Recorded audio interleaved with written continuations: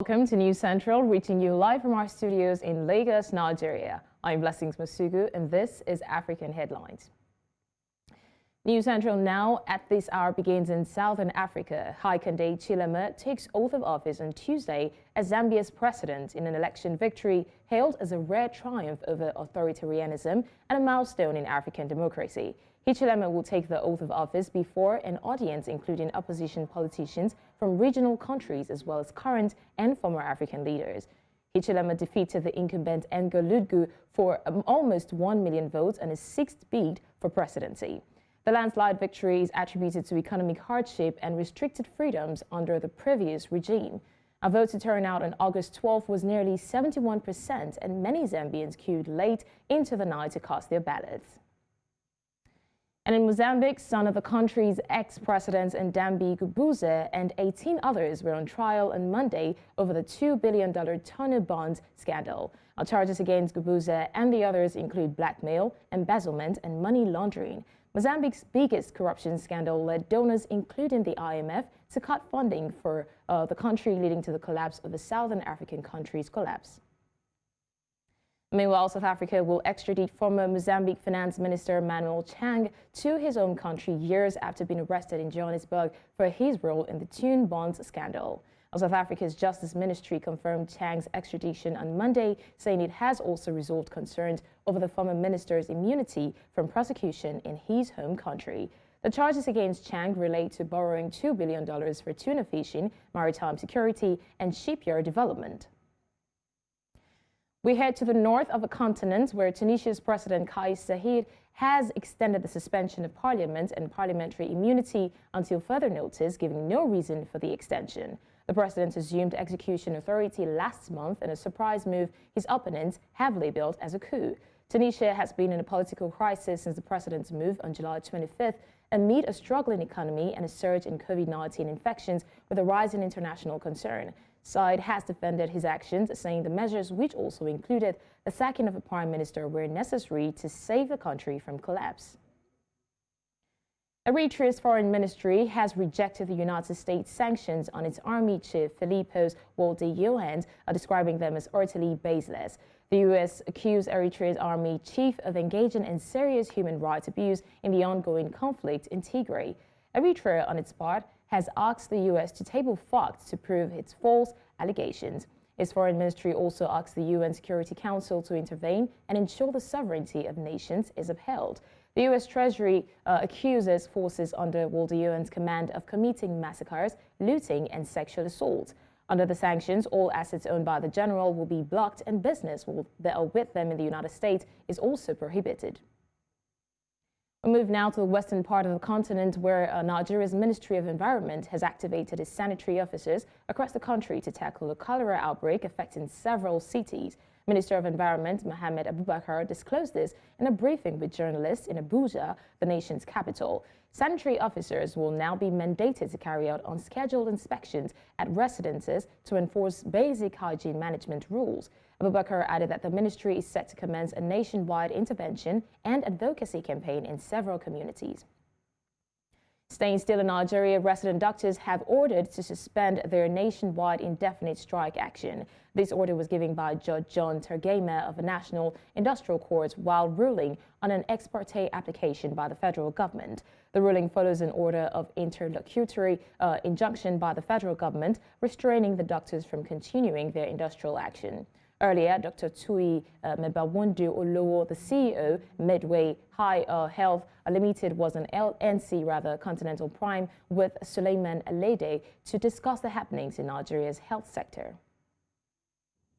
Well, it's unfortunate, but first and foremost, we need to comply with the court order, because we are doctors are, legal people that are, they're citizens that need to obey the rule of the law. Okay. The court says suspend. Nice.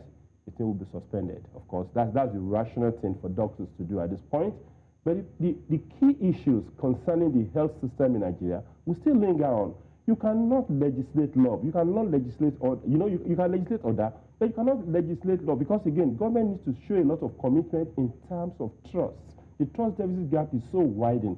So government should be able to move. We thought the corona would be a point to challenge and change the health trajectory in Nigeria. But unfortunately, when you see the greatest endorsement for health system in Nigeria being violated, the greatest endorsement you can get for health system in Nigeria is when the political leadership, is when the business leadership, is when the president patronize the health system in Nigeria. When they don't do that, they send a subliminal message to everybody that, listen, my health system is not trusted. So now, here we are, every time they're not patronizing the health system, the place is left, untouched. Money is not being pushed to that place to fund the thing, and then strike comes on every time and every now and then. And then we are making the thing a court issue, where they will suspend the thing. But when you suspend, and then the incentive, the zeal to work, the power to go on and do so many things is not there, then it's a problem. Compassion stands on something. Suleiman, compassion stands on something. There's a foundation which you put compassion. Compassion cannot stand on nothing. The key thing that compassion stands on is trust, rule of law, and for you to be able to honor agreement. You see, the key fundamental thing is that when I surrender my sovereignty to you and I say I'm voting for you to take charge of my health, take charge of my security, I expect you to do your own part of that and for the Hippocratic oath to work. And now in the north of the continent, Morocco is preparing to launch a COVID-19 vaccination campaign for those aged 12 to 17. Said Afif, a member of the Health Ministry Scientific Committee, says various government ministries are working on the vaccine scheme for students. The country has succeeded in a rapid rollout of the COVID-19 vaccine and has administered the highest number of vaccines of any African country by a significant margin. Currently, almost half of a population of 36.5 million people have received one dose of the vaccine, while 12 million have been fully jabbed. Morocco's success has been attributed to its early acquisition of vaccine deals, its effective deployment of a healthcare staff, and the government's communication strategy with Moroccans. Egypt's Health Minister Hala Zaid says the country will vaccinate all 4.5 million state employees against COVID-19 in August and September in a bid to accelerate vaccinations ahead of a likely fourth wave of infections. Zaid told reporters on Monday that the country's infection rate is still low but has begun to rise again, and the upward curve is expected to continue for a while. So far, about 10 million Egypt's population of just over 100 million have registered online to get vaccinated, and nearly 7.5 million have received at least one dose. The country plans to have 800 vaccine centers running by the end of August, up from 657 currently.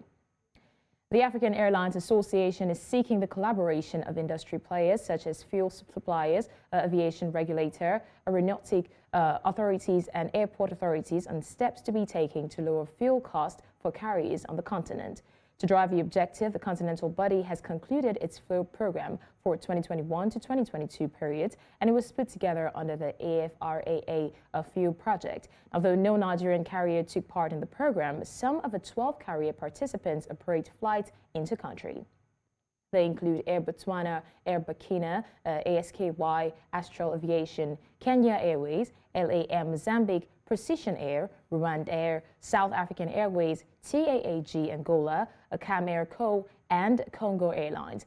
The fuel program, which runs yearly, has achieved $55 million saving for participating airlines since its establishment in 2012.